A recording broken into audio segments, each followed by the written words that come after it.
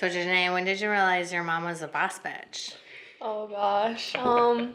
Probably since the womb, honestly.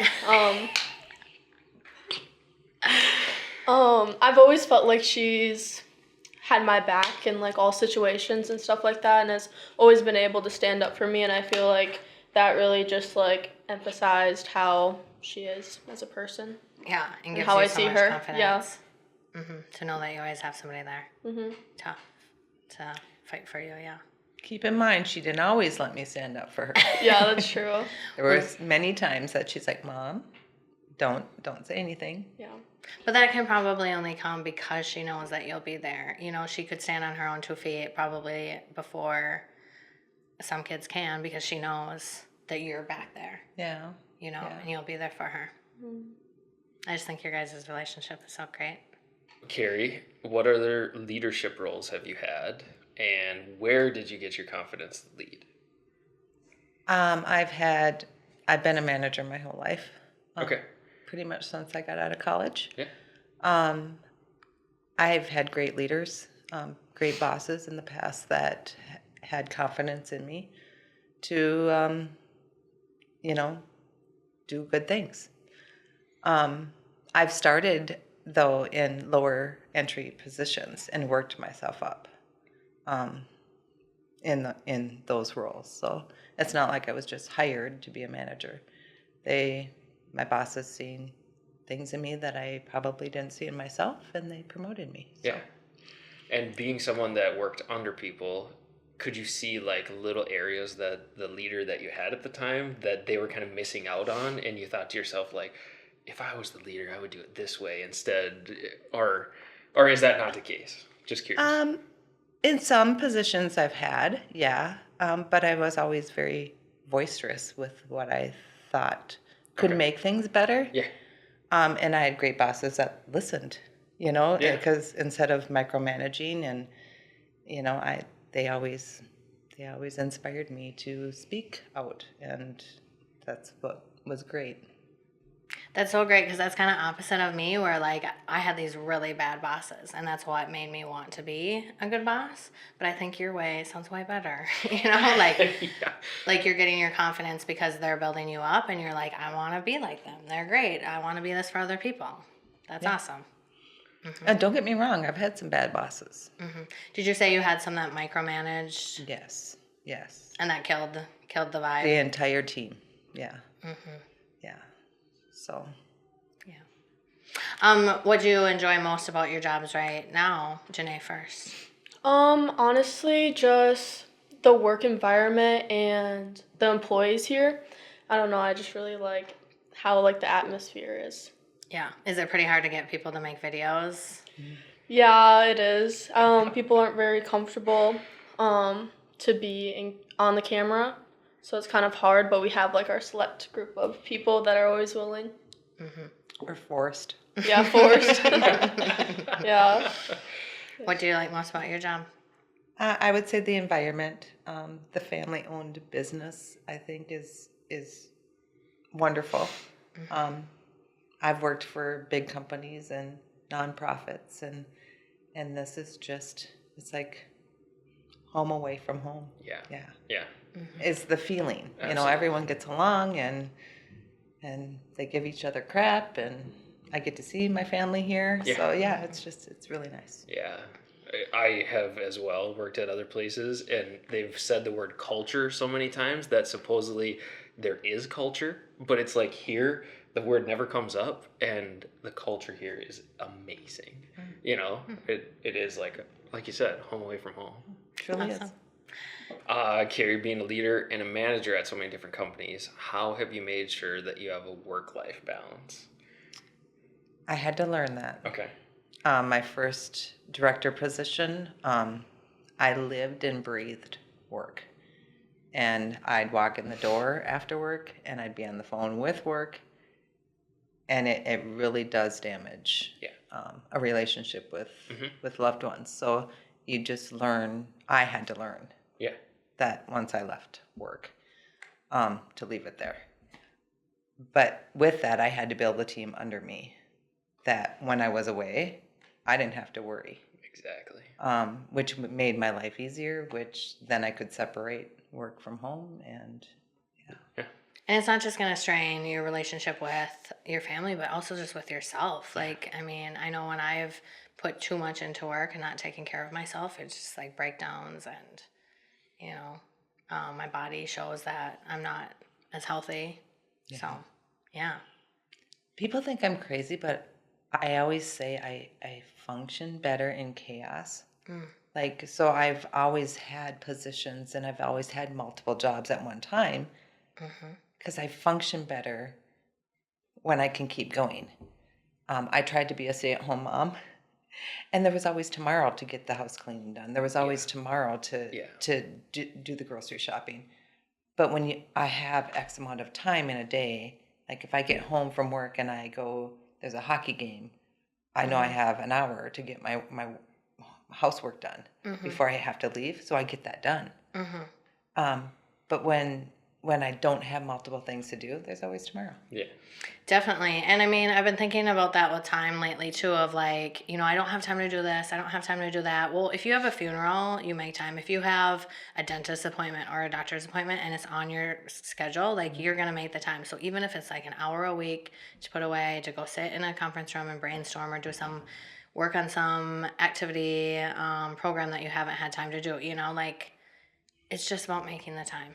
For me, if it's on the schedule, I'll make the time. Yeah. So. I heard a quote once that said, if you want something done, give it to a busy person because they have the ability to adapt and like get things done in a fashion that is quick, but also efficient. So instead of somebody that's just, you know, yeah, I'm bored. You want to give me something? And then they'll take all day to do something that should have took 20 minutes. So yeah. No, I like that. Yeah, that makes sense. So Janae, having a parent that is such a hard worker, how has that encouraged you to work towards your goals? It's definitely kept me dedicated and career driven. I feel like they set such a great example that it also just went down on me and all of us kids to have such a good work ethic. Totally. And you played hockey in every corner of the state, in Boston a few times. What life lessons did you learn from hockey? Definitely leadership, work ethic, accountability. I tried out for a high school team when I was in 7th grade, expecting to make JV, and I made varsity. So it kind of just like put into perspective that like you can do anything as long as you like work hard. And then for accountability, just like if you make a bad play, you weren't playing good, just like owning up to it, saying that to your teammates and just admitting that you made a mistake and then move on from it. And then just leadership just comes as you mature. Definitely just staying up for your teammates, putting in good example, working hard, all of the above. That is so cool. I didn't know that. So is it super scary to try out? Like, not thinking you would make... Oh, yeah, for but sure. But you did it anyways. What got you to do it? Just like the girls' co-op was always just like iffy. My parents also encouraged me to try out, just knowing like my capability, just knowing that I could do it. It was scary because I didn't know anyone there because it was in Cambridge, Isani. So I was really nervous. I wasn't expecting much. I just tried out to try out, and thankfully I did because obviously it worked out. That probably set into motion you being able to make hard decisions and do hard things the rest of your life. Like, that is huge. That was so brave, and I bet like was just a great stepping stone. Yeah. Everybody should do something. One time I was trying to hear no, like you were supposed to hear no 5 times a day. Like, ask such outrageous questions from the people around you that you are so used to hearing no that you never get scared to hear no again. I never kept up with that, but I texted a friend. I was like, let's challenge ourselves to hear no 5 times a day. Can you imagine? Like, then you're just like never gonna be scared to ask anybody anything. Yeah. Cool. I'll try that upstairs. Yeah. Brad's good at saying no, so it won't take long. Yeah. Brad's coming on next week, so we'll try and crack him. Yeah. All right. And your dad said that you weren't afraid to speak your mind even to the coaches. Like, where did you get that from? Oh, you probably already know where I got that from. My parents, they just taught me to stick up for myself, and that if I had like a different idea, a different mindset, to just like speak your mind. You never know what could happen if you say something about it. And I always felt like for my teammates, that came really easy to me. They always came to me with problems and didn't know, I guess, how to voice their opinions and their thoughts. And I liked being the person to communicate that, especially the coaches didn't scare me. I didn't have a problem talking with the coaches. They're also just people. You can talk to them. It also worked out in my favor to be able to communicate with them. And like in drills and stuff like that, if the girls didn't know how to do a drill or anything, like I would always be the one to go first. Like I'd rather fuck it up. Oh, can I say that? Okay.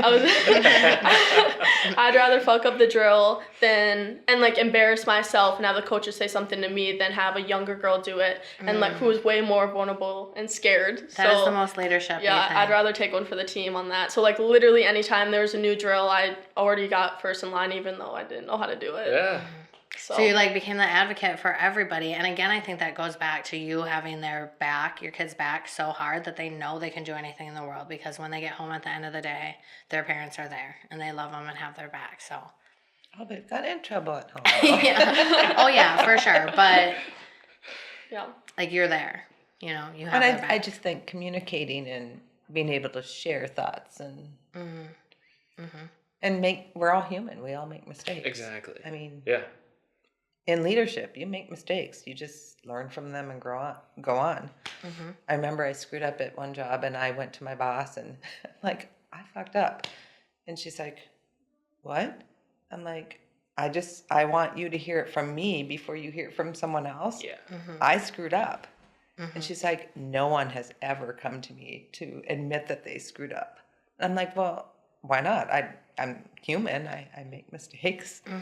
And she was just so caught off guard that I was actually telling her before she had to hear it from someone else. And I don't even know if she would have heard it from someone else. And I've always been like that. Own up, be accountable. And Yeah.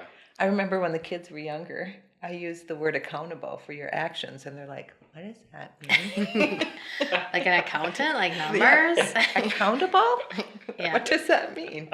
Yeah. I think the morning meeting this morning or yesterday that Mazer did, were you here this morning? This morning I was. Yeah, so he was talking about, what are good mistakes and what do we learn from mistakes. Yeah. And I think the last thing he said was, no, go out and make some mistakes because that's how you learn. And Cody, your guys' is Cody on the housing, he was like, no, we're doing valleys today, no mistakes. But in general, we push that a lot at Sherman. Like, make mistakes because you learn from them. Yeah. I mean, don't be scared to take risks and make mistakes and own up to it. Like, the more that you can talk about the mistakes that you've made, the more people are going to trust you around you too. Well, and it lets them know that you're human. Yeah. Yeah. And Steve, I remember talking to Steve. He wants mistakes. He wants people to learn from mistakes. Yeah. Because they're going to happen. Yeah. Don't cover them up. Yeah. Yeah, absolutely. And sometimes for a person to learn, they have to make the mistake, even though you could tell them it's not going to work, or this is what's going to happen and stuff, and they have to experience it themselves in order for it to like kind of resonate with them. It's just like with kids. You can tell kids like, you're going to regret this, but they're just never going to learn as well if they figure it out themselves. Yeah. So, sure. Janae, you wrote a letter to yourself when you were like about 11. Do you mind if Beth reads a little bit of that? Oh yeah, go for it. Dear future Janae, you better be doing good in school or mom will beat you. LOL. I'm pretty sure you're going to college. At least I hope so. I think Starbucks is a good place to work, but hockey comes first. Nowadays, Jeeps are pretty lit. So you get one of those. You're not a loner, so live at home because I doubt you would have a bae. I hope you are looking fit with those abs and that great butt. Eat healthy food like strawberries, raspberries, melons, blueberries, and salads. You better not be married. You're 18. I think you're going to prepare your own meals because I'm 11 right now, and I can make French toast. And your dad brought up bringing this letter up because you wrote this when you're 11, gave it to a teacher, and then your coach, Strelo, gave it back to you. And your dad was like, everything she said in there at 11 is happening. You have the Jeep, you have the good butt, going to college, hockey came first, all the things. Yeah. So, wow, that's just so cool. Yeah, I just manifested that apparently. And That's do so you great. remember this letter at all? No, Like, I didn't. I have no recollection of this letter. Man, that's Yeah. crazy. Oh, that makes it that much cooler. Seriously. I love when teachers do that. Yeah, absolutely. Yeah, give it to the students when they graduate. I didn't know lit was a word. Yeah. I 7 years know. ago. I thought that was like a today thing. But Yeah, I know. And just to I be know. clear, I never beat her. Yeah. Oh gosh. Man. I will say Janae came out of the womb knowing what she's wanted. Yeah. I remember when she was little, she was with her brothers or her cousins, and if she didn't want to play with them, she just went off and did her own thing. She, and then if they followed her, they followed her. If not, she was okay too. Yeah. She just always knew what she wanted and didn't really ever do anything she didn't want to do, So she just has always had a mind of her own. Yeah. So at 11, she knew what she wanted. Absolutely. Apparently. Yeah. So we talked to your brothers, and they said to ask about the scars on your face. Oh yeah. Is there a story behind that? Yeah, they're battle scars actually. So, my mom can probably explain the first one better than I can. The T-ball. Yeah. I mean, I remember it, but it's really blurry. So we had just bought a tee for the kids that you put a ball on, and Jordan was up, who's 2 years older than her, and he was swinging off the tee, and she thought it was her turn, so walked up behind him as he was swinging bat. A metal Back. bat, mind you. Yeah. And sliced her cheek open, and he took off running, so that, thought he was going to get in trouble, and she came in all bloody, and we just grabbed a towel and put her in the vehicle and brought her to the ER. But then I had to go find Jordan in the meantime, because I think he came with, didn't he? Yeah, you did. Yeah. He was like hiding like under the trampoline or something. Yeah. And I'm like, Or in the playground. So I had to explain to him, you can't hurt someone and take off running and fear you're going to get in trouble. You have to stick around and help them. Yeah. But he witnessed her getting stitches in her cheek. And then, and it all happened so fast. It just, Wasn't I like 2? 2 or 3. You might have been going on 3, yeah. Oh, that must have been tough. Yeah. After that, I was so embarrassed. I know I was so embarrassed of the scar that we got cream to put on it. And then eventually I like stopped putting on the cream because I was like, wait, this scar, like I want it on my face. Yeah, Like this like, is such like a badass. memorable like thing. Her brother marked her. Yeah. The other time, I don't know how old I was, but me and my younger brother Jacob were playing in my parents' room, and I was on their like bed frame ledge, I think you'd call it, right? Yeah. Yeah. And all I remember basically is that he swiped my feet. So I went straight down like onto the wooden like post, yeah. And then cut open under here too. And then I really thought she broke her jaw because the crack, because I had been walking in there and the sound of that was just crazy. yeah. And then I got it glued, right? I didn't get stitches. Yeah, that was glued. Yeah. Huh. So, same side too, right? Yeah. No, opposite. Oh, yeah. Yeah. Jordan. Yeah. For life. Yeah, life, your yeah. brothers are always with you at least. Oh yeah. Yeah, you were actually, other than Jordan playing sports, I think you were in the ER. Yeah, more than the most. boys. Yeah, Mhm. because of her brothers. Yeah. Yep. Wild. Well, it's a story Jordan apparently likes, as he wanted us to bring Oh it yeah. up. Yeah, literally he took off running because he's like, oh gosh. Yeah. He really had no idea that she was behind him. Yeah. But I think he's seen the blood. I mean, Yeah. instantly, you know how Just, yeah. wounds just... Yeah. Ugh. But good learning lesson for him then too, for you to tell him, like you said, like you stay and help people. And I guarantee Jordan now would stay and help anything that when he saw anybody in danger. Yeah. Oh, yeah, he would be right there. Mm-hmm. He wouldn't even let someone get hurt. He'd just be right there. Yeah. Definitely. So Carrie, leadership is a lot about trust. Can you think of a time that was difficult to trust your team, but you knew you had to? Yes. A couple times, actually. When I was working for a nonprofit, we were going to the CEO or whatever they were called back then, was going to shut down a program because there was no staff. There was just multiple issues. And I remember my director calling me and saying, we have to shut down this program. And I'm like, hold on, this program is way too important. Let me go out there and see what we can figure out.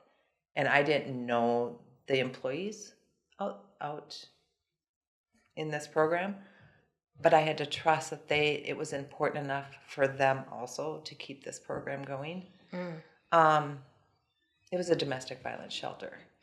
So we had women out there and employees, and there was just no staff, and it was 24/7. So I pulled the employees together, and we came up with a schedule to cover, because there had to be an employee out there for all the women and children out there. And we got it to work. It worked. And they didn't have to shut it down, and we got staff to, work multiple hours. But it worked. We came together, and I didn't know them, but just trusting that this program was important to them too. I think is why I trusted them. Yeah. If they're working there, there has to be some sort of, reason why they're working out there. Absolutely. So, yeah. Yeah. So it was a good thing. We didn't have to put the women up in hotels and close the shelter, and it's still open today. So yay. It's amazing. That is awesome. And then there was one other time that I'm a firm believer that people that do the work, the job, are the experts, And at the casino, there was no manuals on how to perform duties. Okay. So I got the team involved in the people doing the work and had them write sections of their job, and then create a manual for new hires to be able to reference. Yeah, in it their seems like it positions. would be so silly to write it if it's not what you do, Yeah. So just trusting that they would help doing that, and trusting that they would put down the right information.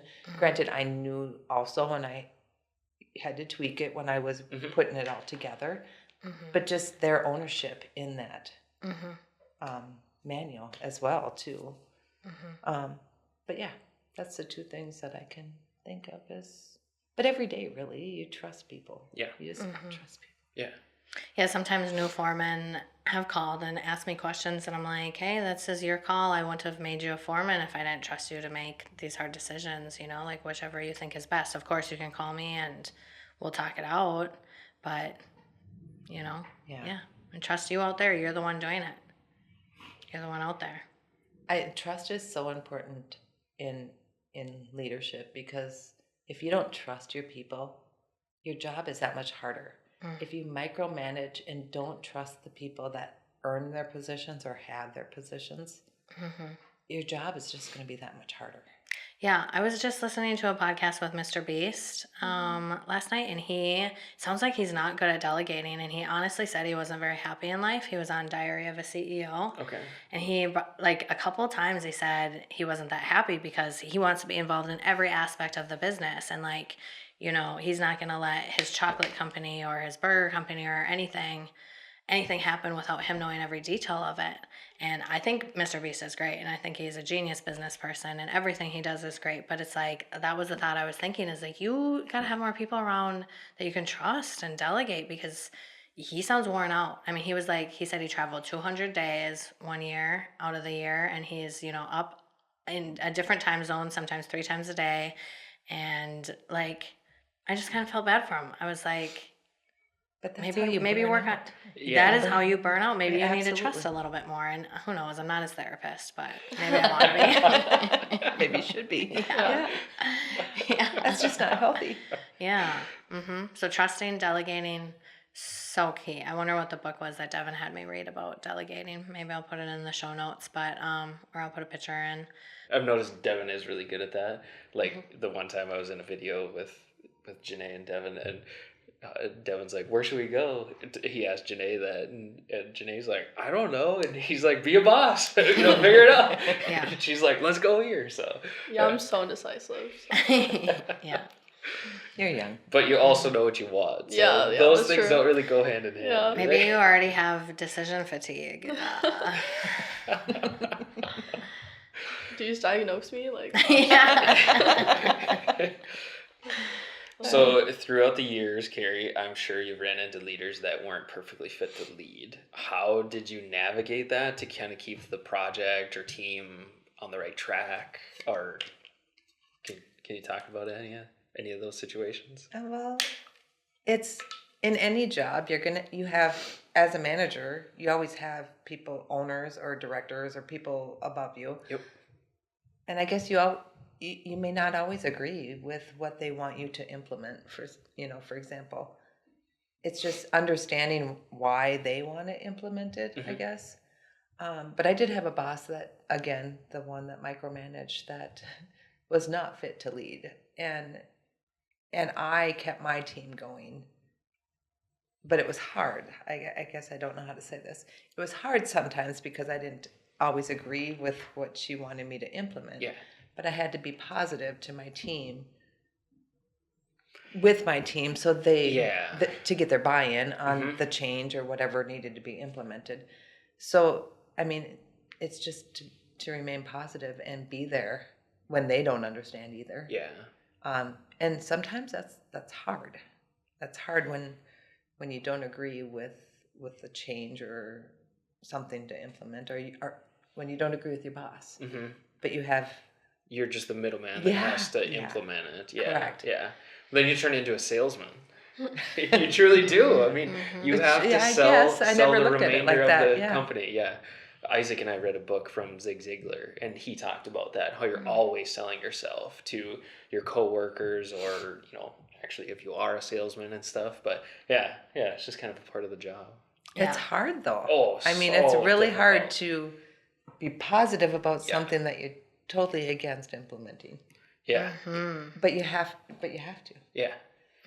And then what I've ran into, then I question, how do those people get management or leadership roles, when they aren't that great of a leader, like, I think whoever is above them must just not care enough to find the right person, and they're just throwing in the easiest fit. that's true. I guess. I always thought they just played spin the bottle and whoever landed on got it. But Yeah. Or they didn't want to take the time to search for the right True. person. Yeah. Right. And that's even interviewing here. You want to find someone that's going to fit with that team and work well with that team, and that wants to work for a company, and when you're lazy and you just want to hire the first person that comes along, that's how you get people in positions that aren't fit for those positions. True. And then if you don't take the time to listen to the employees when they're saying, there's something wrong here, I mean, a whole program or a company can fall apart. Yeah. Because you're not you have to listen to your people. Yep. Yeah, I think we used to, I'll admit, I think back in the day it used to be hire fast, fire fast, but now it's like, no way, that just takes a toll on everybody around, and you just really want to make sure you find the right fit. And like we've talked about in a lot of other episodes, hiring the person and then finding what position they fit into, I'm sure that's what Steve did with you. He was like, I want Carrie. I don't know what she's going to do. I'm going to go talk to her and see where she's going to fit. Yeah, I was hired, and before I even started, I had a different title. Yeah. Cool. Yep. Yeah. But and to watch people just like you, you found your place here already. Yeah. And it's just, to see that is just amazing, because you don't get that opportunity at every business. Yeah. No way. And it's great to get that here. So fun. Yeah. Is having high performing individuals better or high performing teams? Because you could have 20 guys that are all great, but if they don't all work well together, or 3 or 4 of them, a group can't work well together, I would still say a team, Mhm. a high-performing team, because they can help that other person that isn't high-performing maybe, Mhm. or they work together. Mhm. And you can have a high-performing individual that maybe no one wants to work with. Mhm.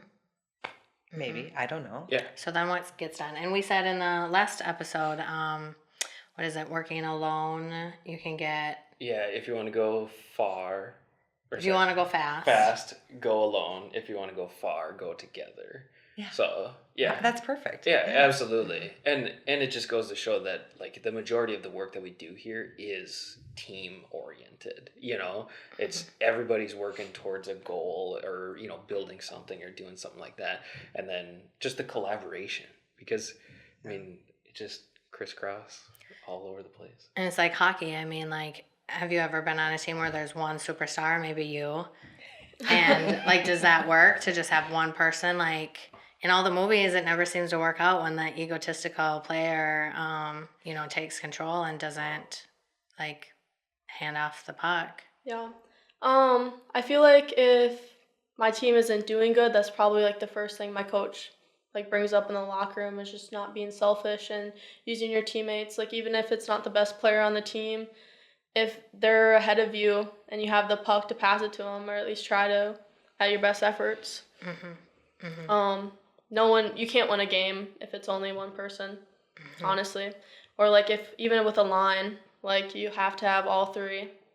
You can't just have two or one. Yeah. Yeah, so when crew guys come to you, Carrie, and are like, okay, well, this person is just really bringing us down and this isn't going well. I mean, that's when you got to make those tough calls, and it's not always easy. No, and it's hard to take people's livelihood away from them by letting them go.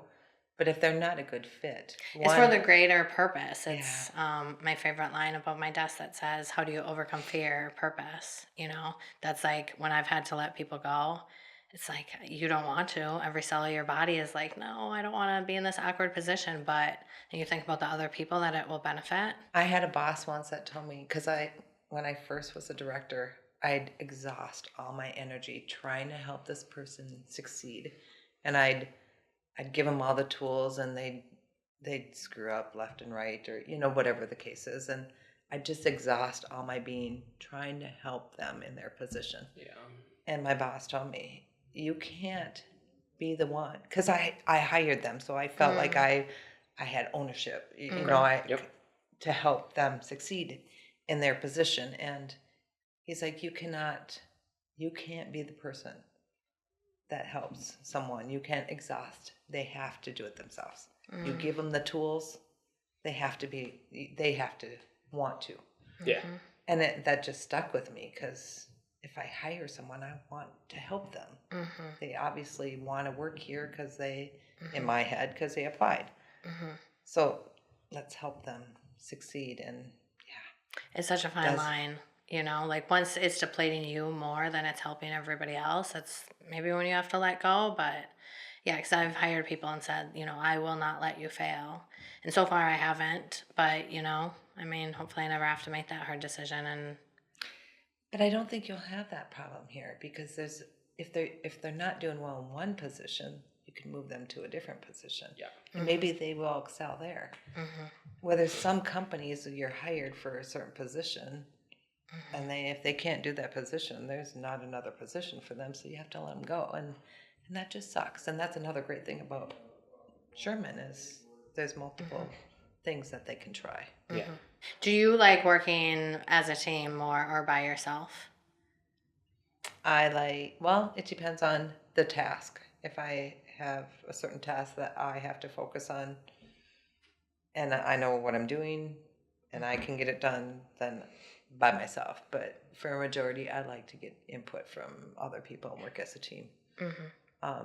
Because I may not know how to do everything, or know the answers, especially in the construction field, because there's a lot I'm a girl. I'm sorry. I don't know construction. I know that, there's sheds, there's houses, but I don't know how it all goes together. And there's no two buildings that are ever alike. I mean, even the guys that have been here for 50 years, they're still question it. Well, and we've innovated and changed how we do so many things. But this morning, also at the meeting, I mean, somebody said, "Who's the best builder in this room?" And everybody said Ed, and then and he said no, and somebody said, "Oh, Andrew." And everybody was like, "Well, no, it's so different from when he built. There's so many more sure, pieces of yeah. trim now, and there's Yeah. so many things. So it's just crazy. There's never gonna be windows in the same place, a door in the same place, the same height, same trusses. So that's what keeps our job so fun. People might just think, "Oh, pole buildings is just a box." No, it is complicated, and that's why sometimes I don't even try to understand different aspects of it because I'm like, I'm never gonna get that part. I love that TikTok with Heather. Which The one? Where she's at the front when your boss has to work the front desk and she's Oh yeah. I don't She know. just no idea. Yeah. Yeah, I don't know. Yeah. I don't know. Like, oh my gosh, that would be so me. Oh. Yeah. If they're asking me building question, I'm like, yeah, I Yeah. don't know. Yeah, We I'll like transfer. put the phone on speaker and go up to Chad and Mazer and be like, mouth me what I'm supposed to say right now, so I don't sound like an idiot. Yeah. For sure. Yeah. But that's part of the teamwork too. Yeah. Is I know they have my back and they will help me answer those questions. So. Yeah. Okay, so Sherman got nominated for the Best of Kanabec County Times, Best Place to Work, and Best Home Improvement. And I think that has a lot to do with the culture that you two have built, Carrie with the cruise and you with the social media. So thank you for that. Good job, guys. Anything else to say about that? What do you guys think? I will say the social media stuff, I love going on there and seeing. I can't wait to see the new posts. Yeah. I Yeah. can't. Yeah, it's so fun. And I think people outside of here that have never worked here see that and think, wow, that must be a great place to work. I just. Oh, absolutely. Yeah. Yeah. Yeah. Remember last fall, and I talked about this in the very first episode with Devin, but how we had in 1 week 2 guys come in and interview, and one of them said, "Yeah, I heard you guys are really kick-ass culture," and the next guy said, "I heard you guys are really healthy culture," and I'm like, we just said we don't use the word culture around here, but if we did have a culture, I Yeah. would want it to be healthy and kick-ass. Yeah. Yeah. That's true. So, yeah. Yeah. Janae, can you remember a time when social media wasn't around? Honestly, no. I'm sure my mom has showed everyone in this office my musicals I used to make back in the day. You're what? My musicals. It's like the old version of TikTok. Oh, Yeah. I take that back. I have seen Yeah. those. Yes. I was about to say it. But... At this point, put them on the TV. yeah. No, yeah, I feel like I always grew up with social media. I always had a camera, iPads, like iPod, like anything you could think of. I had that. Thanks to my parents. Raised me to be a little diva, a little bougie little girl. I will say, though, I remember you coming into my office one day and I had a desk phone, with the cord on it. Yep. Yeah. She's like, "What's that?" What is that? I'm like, it's a phone. She goes, what? Yeah, my kids, because we've never had a house phone. We've always had a cell phone as our house phone. Okay. Oh, yeah. Well, since they've been. Yeah. Yeah, so they had not at that point seen a desk phone. Yeah. What is I that? definitely grew up in the right generation, though. Yep. So what is the best thing that you've learned from your mom, Janae? Too many to even count. Good answer. Definitely just work ethic and just being able to stand up for yourself, I guess. Obviously, we've said those things multiple times, and it's starting to sound repetitive, but that's truly, honestly, what she's taught me. Just to stand my ground, stand up for myself, use my voice. Just basically everything this woman has taught me. Love her. That's awesome. And your son, Jordan, and your brother asked us to ask you, what are your hopes for the future? What are your dreams for the future? Well, let me tell you. Manifest that. Yeah. Yeah, Write real a letter quick, to yeah. yourself in 10 years. My dream would be to obviously be financially stable enough to own a lake house. I would literally die to live on the lake with a boat, jet ski, like all of the above. have a family, be a MILF, obviously. Like, hello. Yeah, and to find just a sexy man with some money. Oh my, that's my dream. Perfect. Yeah, and now with technology, you don't have to write this down. Yeah. We'll put this video away in a capsule and pull it out in 10 years Yeah, when you're exactly. living it. Yeah. Great. Well, my dream's not going to come true now because you want a lake home, and I envisioned all my kids and my grandkids living very close to me, so I could see them every day. And We'll have to put a lake on your property. Yeah. Yeah, we'll have to a man-made lake. Yeah. Or why don't we just You didn't buy a specify. lake and then we'll just all live on it? Well, with all your money that you're going to get, Yeah. Oh, you yeah. can do that. Yeah, Yeah. perfect. So my dream might come true. But yeah, I'd like all my kids and my grandkids to live in close. Yeah, That's my valid. dream. Yeah. Absolutely. So one thing that we'd like to do just at the end is ask a would you rather. So, Carrie, would you rather wake up every morning with a wood tick on you, or move to the 3rd floor when we get one, and have to climb more stairs every day? I would definitely take the 3rd floor. 100%. Without a doubt. Oh, wood ticks? Yeah, no. Oh, they're so gross. I This girl can't. screams. I can't. Yeah. Ryan knows that. Janae, would you rather only be able to go outside when the UV index is 2 or lower, or have to admit to your mom that you got a speeding ticket?